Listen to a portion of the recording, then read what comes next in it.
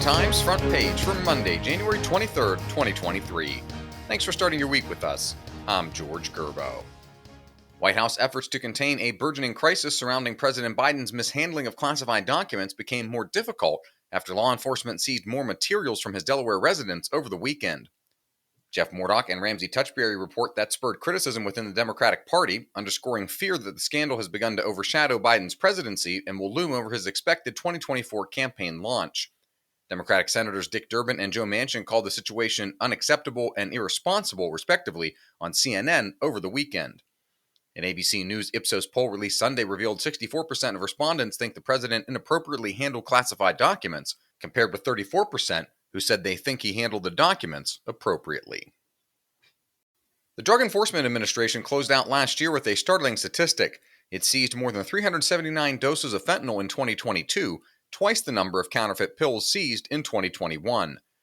Tom Howe reports overdose deaths involving synthetic opioids have soared from nearly 10,000 in 2015 and 20,000 in 2016, when fentanyl started to infiltrate the U.S. drug supply, to 56,000 in 2020 and more than 70,000 in 2021, according to the most recent federal figures available.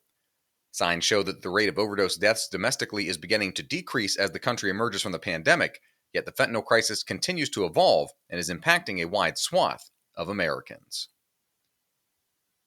The Biden administration has dropped plans to consider banning the use of gas stoves, but that hasn't slowed down Democratic-leaning states and cities from moving to require all-electric appliances. Susan Ferricchio reports Montgomery County here locally in Maryland is among the latest jurisdictions to ban natural gas for heat and appliances in new residential and commercial buildings. The D.C. Council voted to impose a similar ban on natural gas earlier this year. In New York, Democratic Governor Kathy Hochul announced this month one of the most aggressive statewide proposals of its kind, the elimination of natural gas hookups in new construction starting in 2025. A mandate to go all electric is a bold strategy to eliminate fossil fuel usage because it would increase demand on the power grid, which relies heavily on fossil fuels. Natural gas is the source of about 34% of all energy-related carbon dioxide emissions, according to the Energy Information Administration. Fossil fuel advocates, though, point out that electrical grids rely mostly on coal, natural gas, and nuclear power, and derive only a small portion from renewable energy. That means switching to electric appliances isn't as green as it may seem. You can read all of these stories at WashingtonTimes.com/front page. You can also find the entire lineup of Washington Times podcasts at WashingtonTimes.com/podcasts.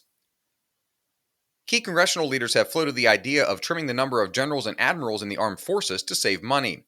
Ben Wolfgang reports they say the ratio of high-ranking officers to enlisted personnel has ballooned out of control and might hinder the readiness of the force. The roughly 900 generals and admirals on active duty today is far fewer than it was in past eras, but the percentage of those officers compared with the number of enlisted troops is near the highest level in modern military history, according to Congressional Research Service data. Some analysts caution that merely pushing top officers into early retirement would have little impact on raw budget numbers. Still, some Republicans say the issue deserves a fresh look. And finally, Germany finds itself under growing pressure whether to authorize the shipment of their coveted Leopard 2 tanks to Ukraine. Dave Sands reports U.S., Ukrainian, and European officials urged Germany to act after a summit Friday at the American military base in Ramstein failed to nail down an agreement. Ukraine says it needs some 300 Western tanks to bolster its forces against dug-in Russian troops in the eastern and southern parts of the country in the 11-month-old war. Germany has balked at supplying the tanks, in part for fear that the move would be too provocative to Russia. Find all of today's front page stories at WashingtonTimes.com/front page or on the Washington Times app, and find us wherever you get your podcasts. Just search Washington Times in any major podcast app. You can also find us on Twitter and Instagram at Wash Times for breaking news, sports, commentary, and more. For the Washington Times, I'm George Gerbo.